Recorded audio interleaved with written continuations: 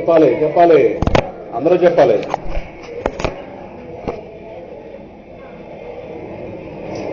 శ్రీరామ జయ రామ జయ జయ రామ, శ్రీరామ జయ రామ జయ జయ రామ, శ్రీరామ జయ రామ జయ జయ రామ, శ్రీరామ జయ రామ జయ జయ రామ, శ్రీరామ జయ రామ జయ జయ రామ, శ్రీరామ జయ రామ జయ జయ రామ, శ్రీరామ జయ రామ జయ జయ రామ, శ్రీరామ జయ రామ జయ జయ రామ, శ్రీరామ జయ రామ జయ జయ రామ, శ్రీరామ జయ రామ జయ జయ రామ, శ్రీరామ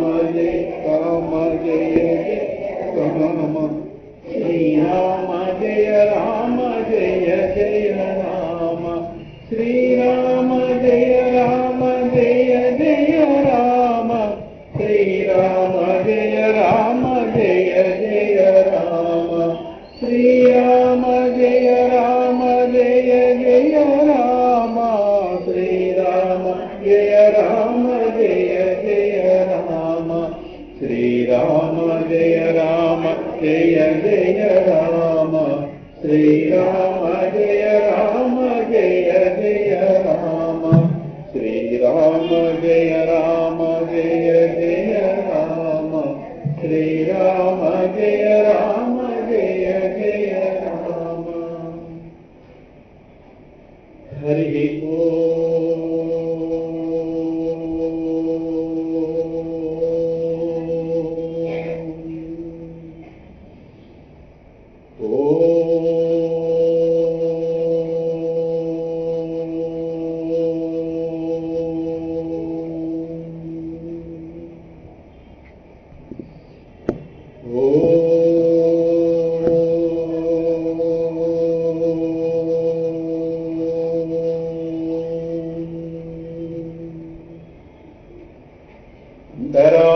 तिमिरोपशान्तये शान्तपावनमचिन्त्य वैभवं तं नरं वपुषि कुञ्जरं मुखे मन्महे किमपि तुन्दिलं महः.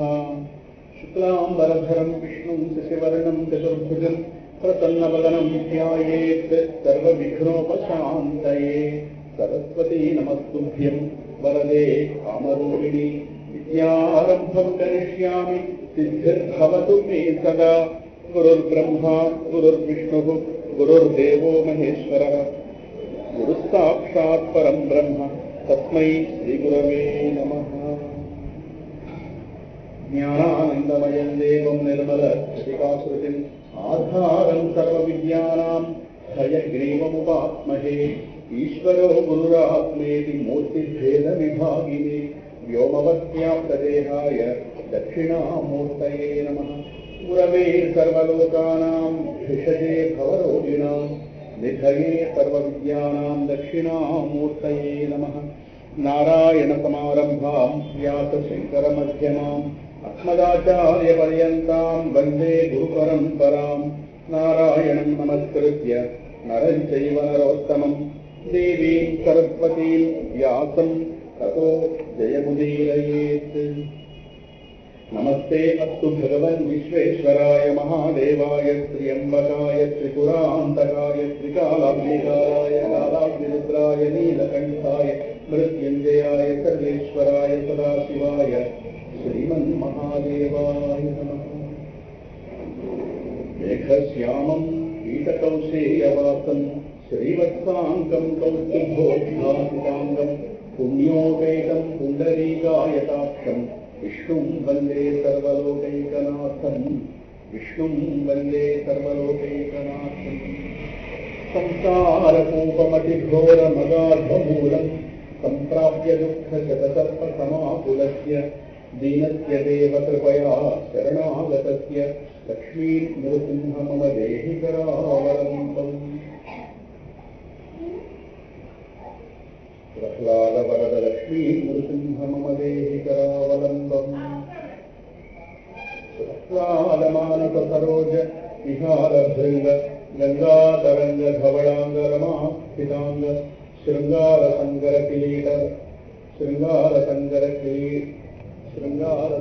किरीट लसत्वरांग लक्ष्मी नृसिंह मम देहि करावलंबम् आपदामवहर्तारं दातारं सर्वसंपदां लोकाभिरामं श्रीरामं भूयो भूयो नमाम्यहम् मनोजवं मारुततुल्यवेगं जितेन्द्रियं बुद्धिमतां वरिष्ठं स्वादात्मजं वानरयूथमुख्यं श्रीरामदूतं शिरसा नमामि। कृष्णाय वासुदेवाय देवकीनन्दनाय च नन्दगोपकुमाराय गोविन्दाय नमो नमः। श्रुतिस्मृतिपुराणानाम् आलयं करुणालयं नमामि भगवत्पादशङ्करं लोकशङ्करं शङ्करं शङ्कराचार्यं केशवं बादरायणं सूत्रभाष्यकृतौ वन्दे भगवन्तौ पुनः पुनः।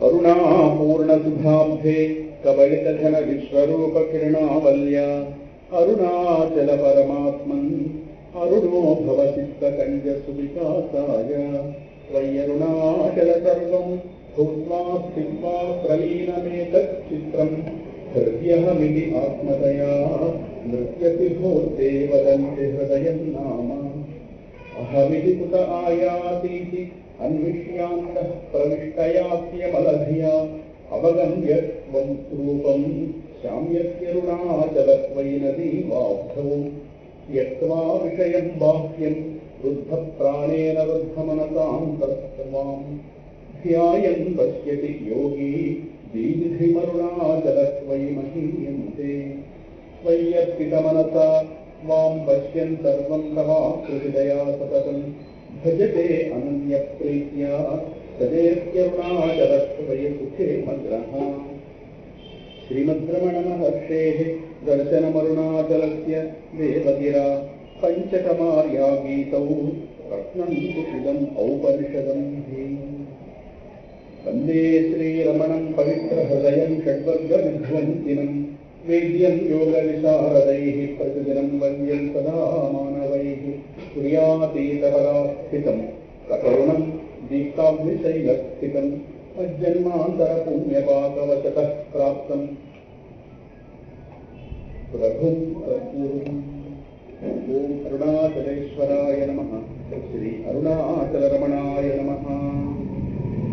मौनव्याख्यां प्रकटितपरब्रह्मतत्त्वं युवानं वर्षिष्ठान्देवसदृशिगणैः आवृतं ब्रह्मनिष्ठैः आचार्येन्द्रं करकलितमुद्रमानन्दमूर्तिं वाक्मारामं मुदितवदनं दक्षिणामूर्तिमीडे पटविटपि समीपे भूमिभागे निषण्णं सकलमुनिजनानां ज्ञानदातारमारात् त्रिभुवनगुरुमीशं दक्षिणामूर्तिदेवं जननमरणदुःखच्छेददक्षं नमामि। चित्रं वटकरोर्मूले वृद्धाशिष्या गुरुर्युवा गुरोस्तु मौनं व्याख्यानं शिष्यास्तु छिन्नसंशयाः। गुरवे सर्वलोकानां भिषजे भवरोगिणां निधये सर्वविद्यानां दक्षिणामूर्तये नमः। ॐ नमः प्रणवार्थाय शुद्धज्ञानैकमूर्तये निर्मलाय प्रशान्ताय दक्षिणामूर्तये नमः। ईश्वरो गुरुरात्मेति मूर्तिभेदविभागिने व्योमवत्व्याप्तदेहाय दक्षिणामूर्तये नमः। अंगुष्ठतर्जनीयोगमुद्राव्याजेन सेहिनां श्रुत्यर्थं ब्रह्मजीवैक्यं दर्शयन्नोऽवतात् शिवः। विश्वं दर्पणदृश्यमाननगरे तुल्यं निजान्तर्गतं पश्यन् आत्मनि मायया बहिर्वोद्भूतं यथा निद्रया यत्साक्षात् कुरुते प्रबोधसमये स्वात्मानमेवाद्वयं तस्मै श्रीगुरुमूर्तये नमः। इदं श्रीदक्षिणामूर्तये बीजस्यान्तरिवाङ्कुरो जगदिदं प्राङ्निर्विकल्पं పునః మాయా కల్పితదేశకాలకలనా వైచిత్ర్యచిత్రీకృతం మాయామేవ విజృంభయత్యపి మహాయోగీవ యః స్వేచ్ఛయా తస్మై శ్రీగురుమూర్తయే నమ ఇదం శ్రీదక్షిణామూర్తయే యస్యైవ స్ఫురణం సదాత్మకం అసత్కల్పార్థకం భాసతే సాక్షాత్ తత్వమసీతి వేదవచసా యో బోధయత్యాశ్రితాన్ యత్సాక్షాత్కరణాత్ భవేత్ న పునరావృద్ధిర్భవాంభోనిధౌ తస్మై శ్రీగురుమూర్తయే నమ ఇదం శ్రీదక్షిణామూర్తయే నానాఛిద్రఘటోదరస్థితమహాదీపప్రభాస్వరం జ్ఞానం యస్యదు చక్షురాదికరణద్వారా బహిస్పందతే జానామీతి తమేవ భాంతమనుభాతి ఏతత్సమస్తం జగత్ తస్మై శ్రీగురుమూర్తయే నమ ఇదం శ్రీదక్షిణామూర్తయే దేహం ప్రాణమపీంద్రియాణ్యపి చలాం బుద్ధిం చ శూన్యం విదుః స్త్రీ బాలాంధజడోపమాస్త్వహమితి భ్రాంత భృతం వాదినః మాయాశక్తివిలాసకల్పిత మహావ్యామోహ సంహారిణే తస్మై శ్రీగురుమూర్తయే నమ ఇదం శ్రీదక్షిణామూర్తయే. హరి ఓం.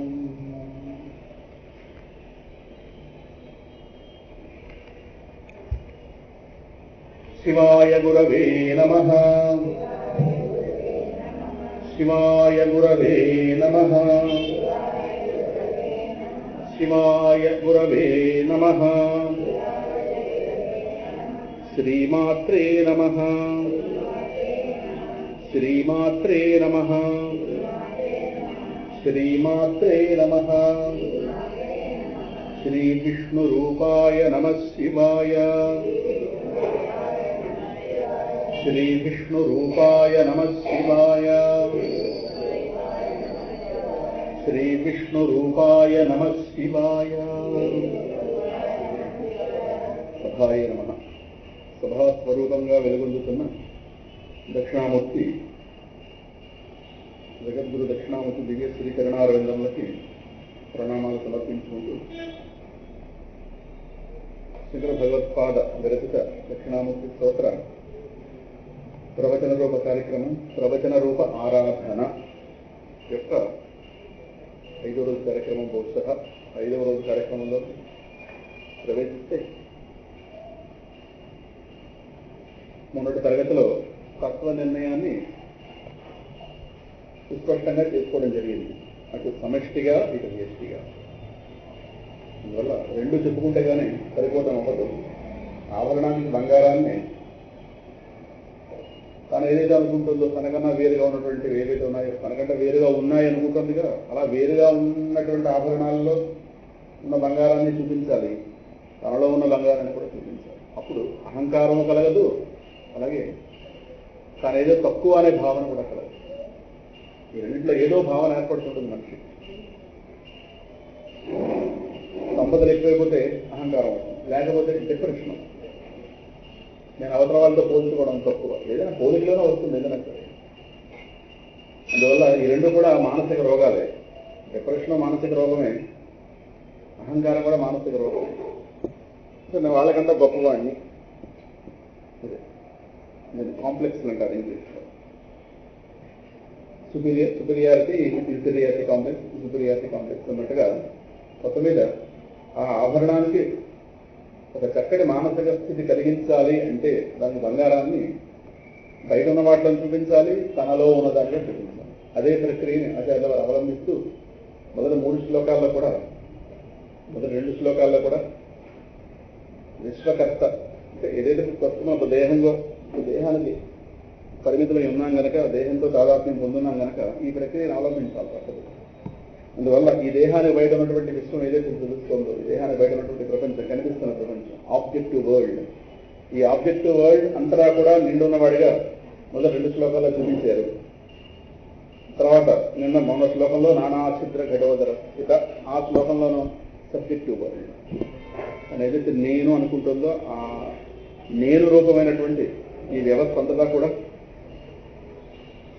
కన్నాలకుండలో వెలుగుతున్న ఒక మహాదీపం ఉదాహరణ చెప్పి, ఆ కన్నాలకుండలోంచి ఆ లోపల వెలుగుతున్నటువంటి ఆ దీపం యొక్క కాంతులు ఎలాగైతే ఆ కన్నాల ద్వారా రంధ్రాల ద్వారా బయటకు వచ్చి ఇది అక్కడ పెట్టి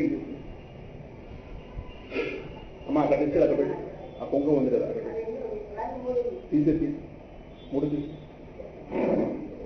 అక్కడ పెట్టి ఆ బలం పెట్టాం 100 గారు బలం పెడితే అందరూ కనిపిస్తుంది. కనుక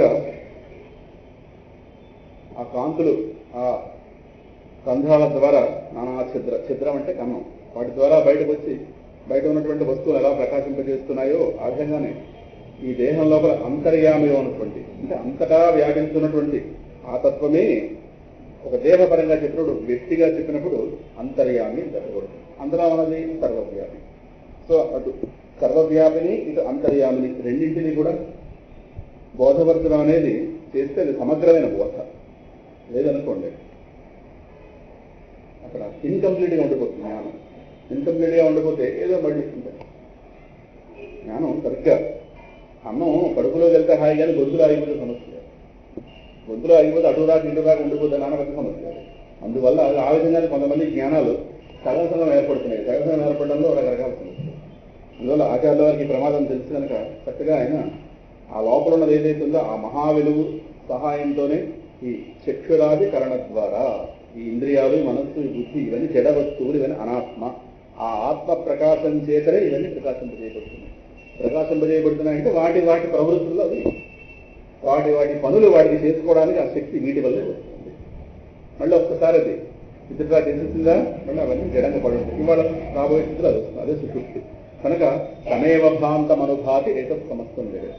ఆ మహాకాంతి ఏదైతే ఉందో అదే మన దేహాల్లోంచి పైకి ఏదైతే సిమ్మబడుతుందో ఇంద్రియాల ద్వారా అంటే ఇంద్రియాల మీద పడుతున్న కాంతి ఆ లోపల ఉన్న వెలుగుతుంది. అది ఇంద్రియాన్ని కాదు. కానీ అదొక్క విషయం మరిస్తే ఇంద్రియం స్వతంత్రంలా కాదు, బలుపుని స్వతంత్రం అనుకున్నట్టుగా. దాంతో ఇంద్రియం అహంకరించిందా ఆ ఇంద్రియాన్ని అక్కడికి వస్తాడు పరమాత్మ. ఆ ఇంద్రియానికి ఆ శక్తిని కాల్చడం మానేస్తే అప్పుడు అహంకారం ఉంటుంది. ఇదే అహంకారం ఏదో కాదు. శక్తి దేని నుంచి వస్తోందో గుర్తించకపోతే కలిగే తెగులే అహంకారం. శక్తి ఎవరి వల్ల వస్తుంది, దేని నుంచి వస్తుంది అనేది గుర్తించకపోతే ఏర్పడేటటువంటి ఆ మానసిక వైక్లభ్యమే అహంకారం.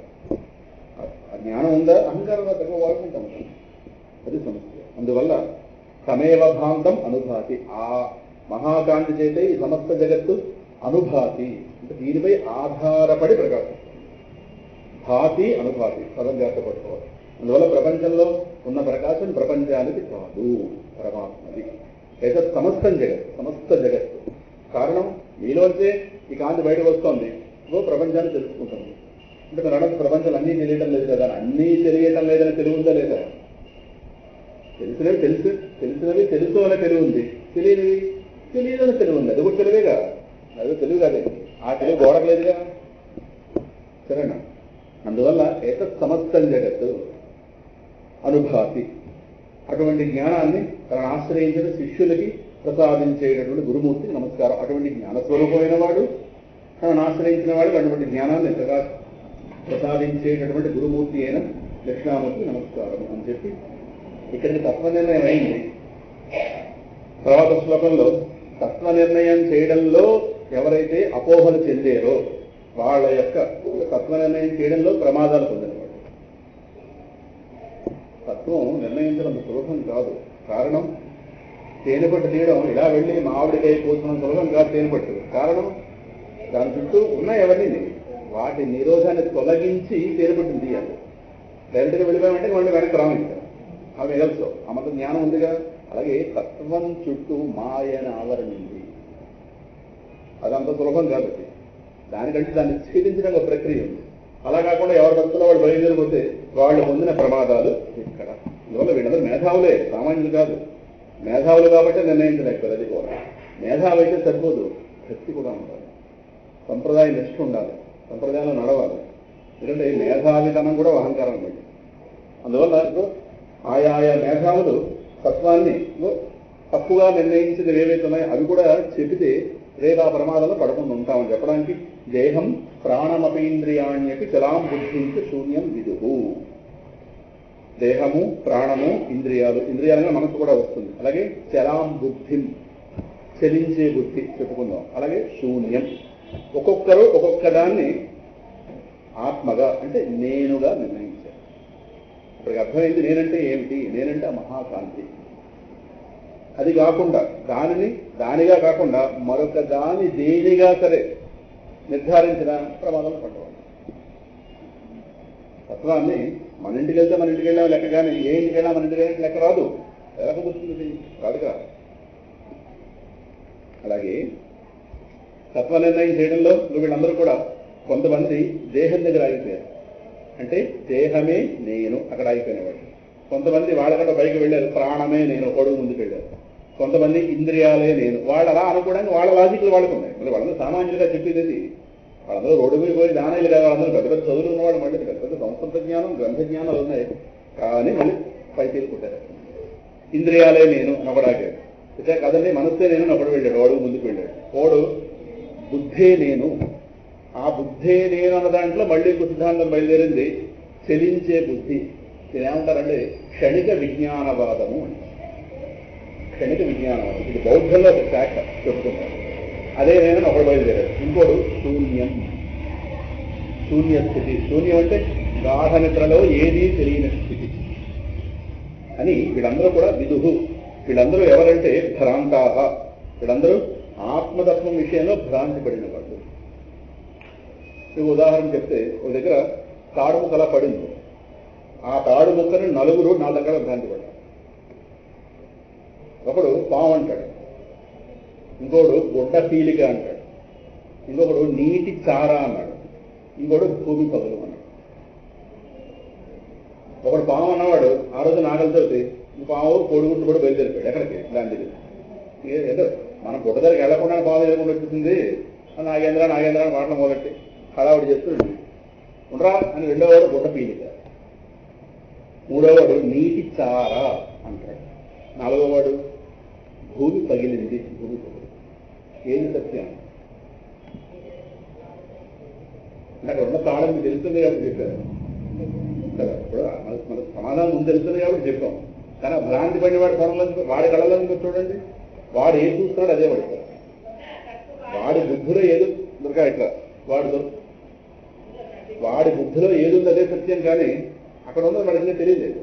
అంటే మామూలు భౌతిక విషయాల్లోనే అపోహలు బోల్డేపడుతుంది. భౌతిక విషయాలు ఇంతకుముందు భౌతిక విషయంలో నేత్రానికి ఆబ్జెక్ట్గా ఉన్న విషయంలో, మరి నేత్రానికి ఆబ్జెక్ట్గా ఉన్న విషయంలో ఇన్ని అపోహలు ఏర్పడితే అన్నింటికీ ఆధారభూతమైన విషయాన్ని నిర్ణయించడంలో ఆత్మ అంటే అధిష్టానం, అన్నింటికి సబ్స్ట్రాటం, అన్నింటికీ ఆధారభూతమైన వస్తువు. మరి అన్నింటికీ ఆధారభూతమైన వస్తువు నిర్ణయించడంలో ఎంతటి నియంత్రణ ఉండాలి, ఎంత జాగ్రత్త ఉండాలి. అంటే అక్కడ ఉన్నటువంటి ప్రమాదాలు ఉన్నాయి.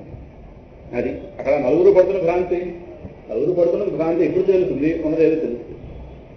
కానీ నలుగురు నాలుగుగా భావిస్తున్నారు. అలాగే సత్యాన్ని అంటే మన స్వరూపమైన సత్యాన్ని, ఆత్మని, అదే భగవంతుడిని, దేహం అని ఒకడు, ప్రాణం అని ఒకడు, ఇంద్రియాలని ఒకడు, మనస్సు అని ఒకడు, బుద్ధి అని ఒకడు, శూన్యం అని ఒకడు. ఇందులో ముందు దేహం ఏదైతే ఉందో ఆ దేహాన్ని దేహమే ఆత్మ, దేహాత్మవాదులు అంటారు. ఈ దేహాత్మవాదుల్ని చార్వాక సిద్ధాంతం మన రోజు కొంచెం చెప్పుకున్నాం. చార్వాక సిద్ధాంతం, చారు వాక్కు అంటే వినడానికి చాలా అందంగా ఉంటాయి వాక్యాలు, రుచికరంగా ఉంటాయి. వాడు చెప్పేది ఏంటంటే ప్రత్యక్షమే ప్రమాణము. ప్రత్యక్షం వాళ్ళు అనేది ఏంటంటే తెల్లవాళ్ళు వేస్తే మనం దేహాన్నే దేహపరంగానే మాట్లాడుతున్నాం. నేను కృషించాను, నేను బాగున్నాను, నేను లావుగా ఉన్నాను, పొట్టిగా ఉన్నాను, పొడుగ్గా ఉన్నాను అని ఏదైతే వాళ్ళు ఈ దేహపరంగానే నేను మనకి వాడబడుతుంది కనుక నేనంటే దేహం. ఇంకా వాళ్ళ సిద్ధాంతం ఎలా ఉంటుందంటే వాడికి ప్రత్యక్షమే ప్రమాణం అంతే. అంతేగాని ఇంకా వేదము ఇటువంటి ప్రమాణాలు లేవు. ఇంద్రియాలకు గోచరించేది సత్యం, ఇంద్రియాలకు గోచరించేది లేదు. సరే, ఇంకా ముందుకు వెళితే ఇంక దేహం పడిపోయిన తర్వాత ఏమీ లేదు, మోక్షము లేదు, పాపము లేదు, పుణ్యము లేదు, ఇంక జీవుడు లోకాంతరాలకు వెళ్ళడానికి ఏమీ లేవు. వాడికి రెండే పురుషార్థాలు, అర్థము కామము. శుభ్రంగా సంపాదించడం, శుభ్రంగా భోగాలను పెంచడం. ఇక్కడ ధర్మం లేదు, మోక్షం లేదు. ధర్మార్థకామాల్లో మధ్య రెండే లాగారు. అందుకే ధర్మం అనేది ఒప్పుకుంటే మళ్ళీ పునర్జన్మ సిద్ధాంతం ఒప్పుకోవాలి. వాడు లేవు, వాడికి అవి వేద శాస్త్రాలు ప్రమాణాలు కావు. శుభ్రంగా కాలక్షేపం చేయడమే. వాడు ఏ వాక్యం అంటాడంటే వాళ్ళకు సిద్ధాంతం ఉంది. స్వర్గంబు లేదు అపవర్గంబు కల్ల వేదంబు శాస్త్రంబు కల్పితంబు. ఈ సిద్ధాంతాలు కావు, వాళ్ళ సిద్ధాంతం. స్వర్గం లేదు, అపవర్గం అంటే మోక్షం అది లేదు, వేదాలు శాస్త్రాలు కల్పితంబు. యావజ్జీవం సుఖం జీవేత్. ఎంతకాలం బతుకుతో అంతకాలం సుఖంగా బతుకు. సుఖంగా బ్రతకడానికి వెళ్ళిన వాళ్ళ అవసరం అయితే కొట్టుకుని తిను పర్వాలేదు. ఎందుకంటే రుణం కృత్వా ధృతం దివే. హాయి అప్పులు చేసి నెయ్యి త్రాగు. భస్మీభూతస్య దేహస్య పునరాగమనం కుతః. దేహం ఎదురుకుండా దహనమైపోతుంది, మళ్ళీ రావడం ఏంటి, అది వాడుతున్నాం. కనుక వాళ్ళ అనేది ఏంటంటే దేహమే మేము. అందుకే వాళ్ళు 4 భూతాలను ఒప్పుకున్నారు, ఆకాశాన్ని కూడా వాళ్ళు ఒప్పుకోలేదు. మీకు కనిపిస్తుంది మొదటి 4 భూతాలను ఒప్పుకున్నారు, ఆకాశం రూపాన్ని కనిపించట్లేదు కదా. ఆకాశం రూపం లేదు, ఆకాశం ఉందంటున్నా. ఆకాశం ఫేసెస్ కాన్సెప్ట్. ఇప్పుడు అగ్నికి రూపం ఉంది, ఇప్పుడు కనిపిస్తుంది. భూమికి రూపం ఉంది, జలానికి రూపం ఉంది, వాయువుకి స్పర్శ తెలుస్తుంది. ఆకాశం ఇదేదో తెలుస్తుంది, దేనికి తెలియట్లేదు.